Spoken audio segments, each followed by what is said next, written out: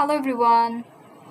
Today we're gonna solve two questions on typecasting as we covered in our last class, typecasting from character data type to integer, how we could find the values of a character in their integer data type. Okay, so that class was very interesting and today's class is gonna be interesting as well.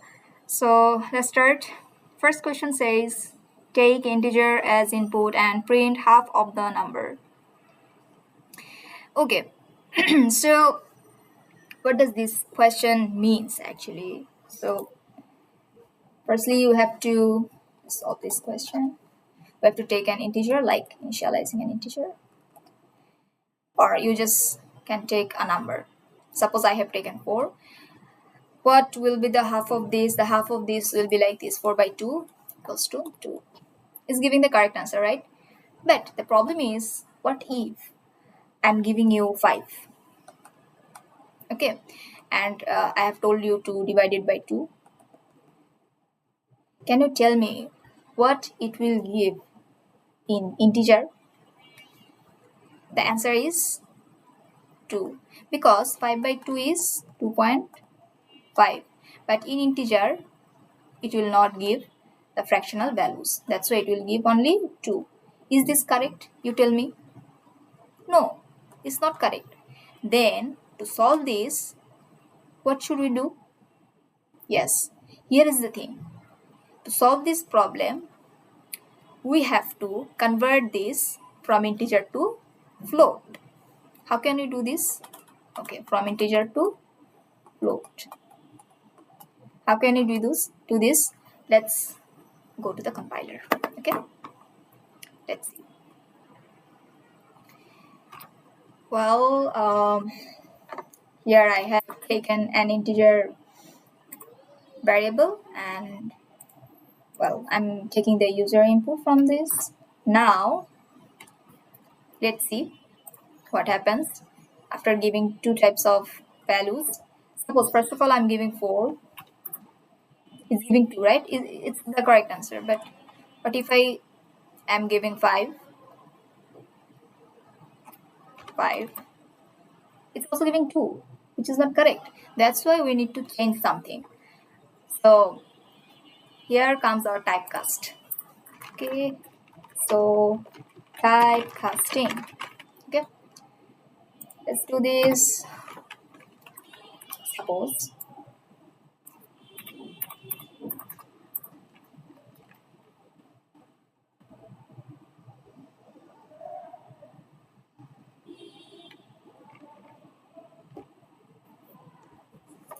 well, we have to take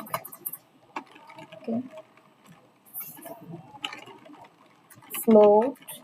Suppose we are taking value in float and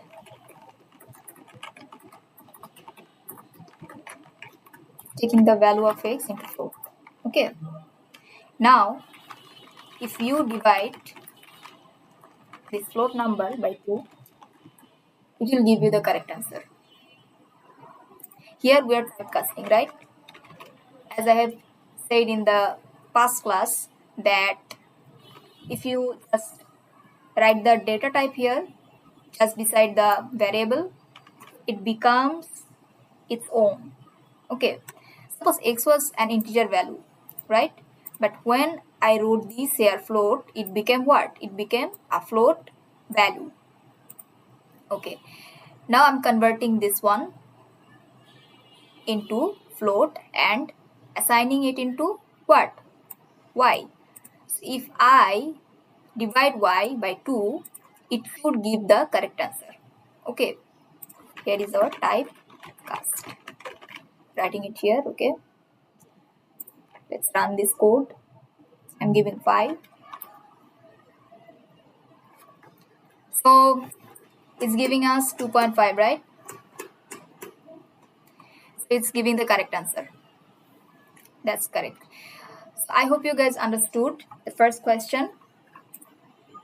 Take integer as input and print half of the number. If this type of question comes, you have to understand that so that for every single value, it can give the proper correct answer, okay, which it is giving here. Well, next come to the second question. It is said that take float input and print the fractional part of the real number. Okay, what this question means? Okay, question number 2. This question means, suppose you are taking a float number as input, float x, and x equals to suppose 2.5. Okay, now you have to print the fractional part of the real number. Can you tell me what is the fractional part of this? Here is the twist. Yes, you can easily say that, Apu, as it's 2.5, 2 is the real part and 0.5 is the fractional part, right? This is very easy to guess here, as it is not a negative number, right? Okay, but the problem is, if you are given with a negative number, suppose minus 1.3 I have given. Now can you tell me what is the fractional part here? You would like to say that, Apu, if 1 is the real number, then 0.3 will be the fractional part, which is incorrect, which is wrong, right? Now you can ask me, Apu, why are you telling this, that this is not the correct answer? As you all know, if after what is coming after the point, decimal point, this is called the fractional part, actually, which is not the correct concept. So let's coming to the correct concept, which is, okay, let me make you understand. There is a formula to find the correct fractional part. Suppose you have, okay, suppose the number is minus 1.3. Okay, how can you find the fractional part of this? Okay, I am taking this one, this number. We all are acquainted with this, that right? So 0 starts from 0, 1, 2, 3, 4, 5. Okay,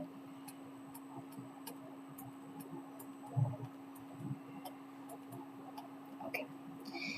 So you tell me where it remains minus 1.3. It remains just here, minus 1, and here it comes minus 1.3, right? So the formula is, the fractional part x will be equals to x minus x. Okay, the formula will be like this: greatest integer function. Okay, so this formula, this thing is called, this part is the number itself, and this portion is called what? Greatest integer function. I'm writing it here, greatest integer function. Okay, so what it means, see what comes just after minus 1.3. What is the left greatest number here? What is left here? Minus 2, right?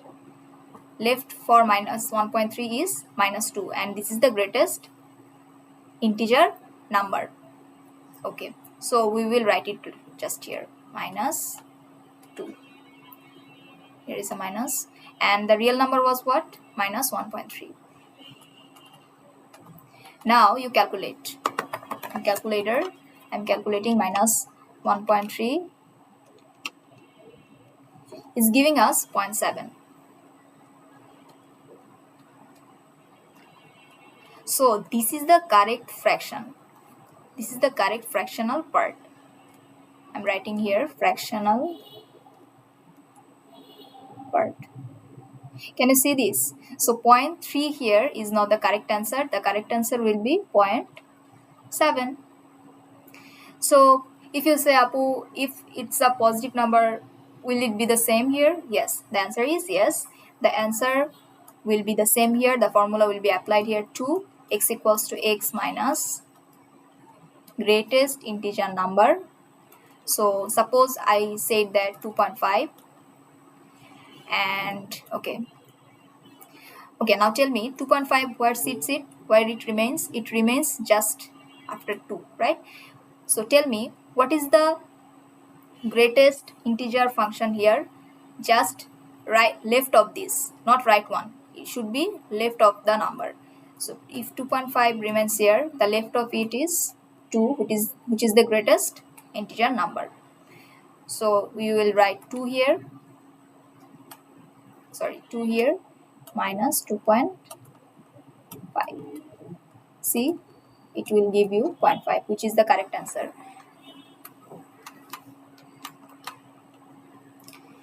Got it? So this is how we can find the fractional part. This is very easy if you just know this formula and can make this and find this out. Okay, so let's do it in the code. How can we do it in the code? Let's see.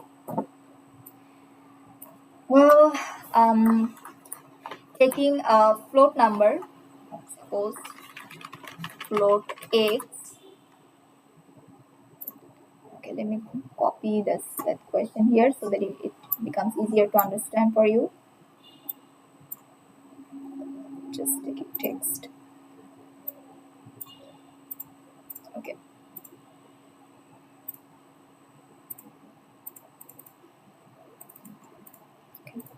Okay, I could not take this here somehow. Okay, you just see the question again so that you can remember it, whether we're doing the code. Take float input and print the fractional part of the real number. Okay, we're taking a float, that's why. And take user input like this, integer, and taking an integer value, int x. You just look at this code, then I will try run it so that you can understand it more easier. And x equals to x minus y.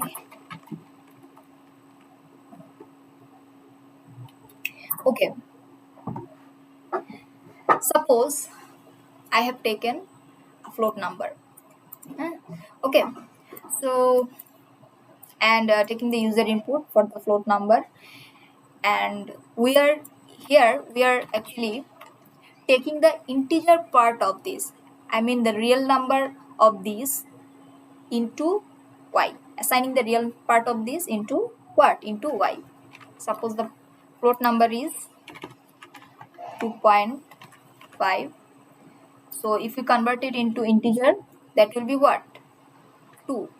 Only 2. Converting to integer. Okay. So as it's 2 now, for this positive number, positive value, if we just subtract from 2.5 minus 2, what it will give? Let's see out.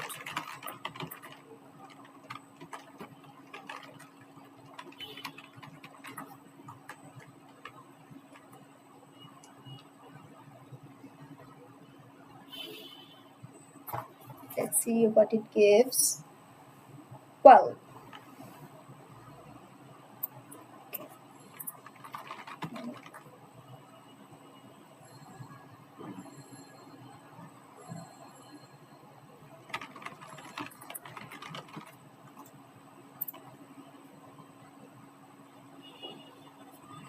I'm giving 2.5 is giving 0.5, right? This code is correct for the positive values, right? How it's working, let me make you understand by doing a try run. Okay.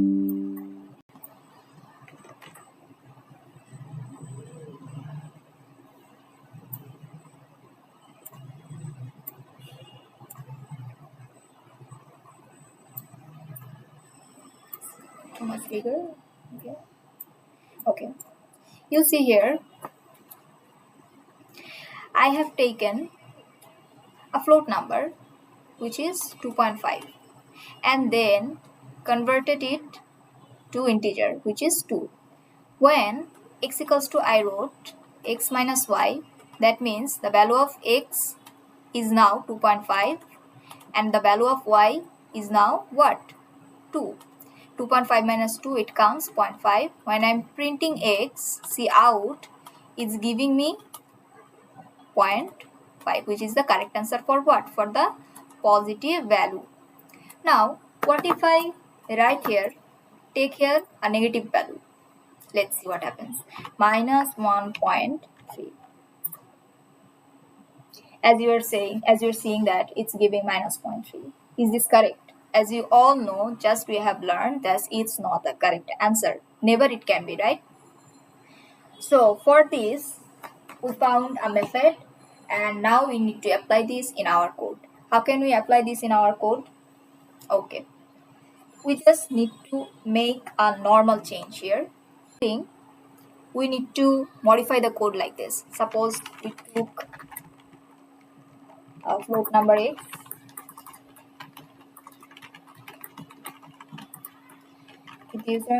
and then converted it into integer.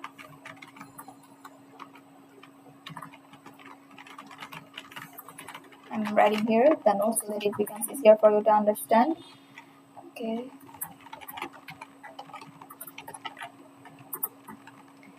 Then here we will write a condition. Suppose if the value of y is less than 0 or negative, it should be y equals to y minus 1. Here is one thing I want to mention, that I am not using a bracket because as we are using only one line after the if condition, we don't need to use any second bracket. Okay. Keep it in your mind. It's a very important thing. It will make your code easier and shorter. Okay. So next what comes? Next we will declare another variable z, and here we will just make the y into float, converting y into float. I'm telling you why I'm doing this. You just look at the code right now for this time. Okay. So the next part is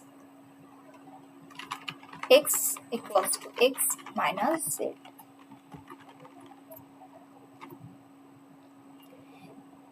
This part is actually our formula. I'll make you understand, but for this time you just listen to this, that this part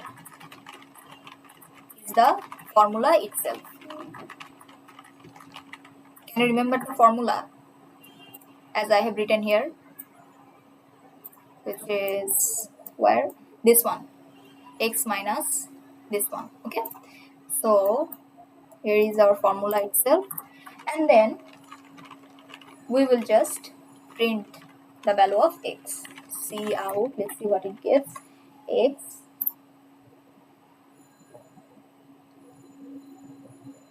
suppose I'm giving minus 1.3, it's giving 0.7, which is the correct answer. So let me make you understand the code first. See, in this line we have converted previously the value of x into integer data type. So if the value of x was minus 1.3, here it became what? It became only minus 1. Okay. So as you can see, the value of y is less than 0, right? That's why we will subtract the value of y from minus 1. Okay. So minus 1 minus 1. What it should be? It should be minus 2, right? So now look at this part. Float z we are converting this minus 2 into float value. If you convert the minus 2 into float, what it will become? It will become minus 2.0. Got it? Then here is the formula part. Okay. The value of x was what? Minus 1.3, right? As you can see here, minus 1.3. I'm writing minus 1.3. And then I will give another minus. And then minus 2. The value of z, which was what? Minus 2.0. And then if you calculate in the calculator, it should give you 0.7, which is giving in the answer. So if you do it for the positive number, it will give you the correct answer as well, because this condition for the positive number will not work, and that's why you will easily get the correct answer for the positive number as well. Let's see how it works. Suppose I'm giving here again 2.5 and see what happens. It's giving the correct answer. Okay, so let me make you understand by doing a try run. Okay, here is our code. Okay, it comes like this. Okay, so as you can see in our code, I've already made you understand the code, although still I'm doing a try run so that it becomes clearer to you. When we took a float number, x equals to suppose to minus 1.3. I'm making you understand for the negative one. Okay, minus 1.3, and I'm converting it to this line, which is int y equals to int x, and it will become what? Minus 1.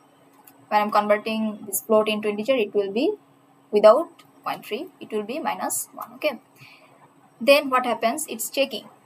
In the if condition, it's actually checking whether the value of y is less than 0. Yes, it's less than 0. That's why y will be y minus 1.